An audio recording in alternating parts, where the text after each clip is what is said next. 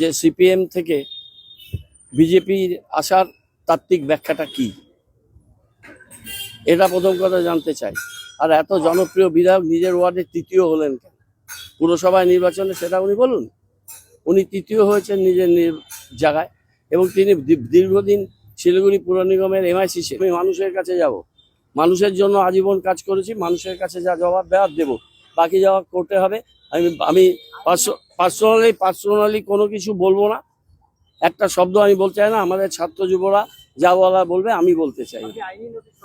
আমি আইনি নোটিশ আমি পাঠাবো বা আমার হয়ে কেউ পাঠাবো।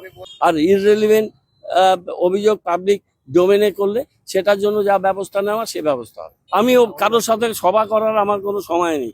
এটা জয়ব্রত মুখোপাধ্যায়রা করবে, আমাদের ছাত্র নেতারা করবে, আমাদের কলেজের জেনারেল সেক্রেটারি করবে। ওই লেভেল একটা থার্ড হওয়া কর্পোরেশন ইলেকশনে, তার সাথে কার বসার সময় আছে? আমার কাছে তথ্য আছে, তথ্য আমি দিয়ে দিয়েছি, তথ্য আমি সোশ্যাল মিডিয়াতেও দিয়ে দেবো।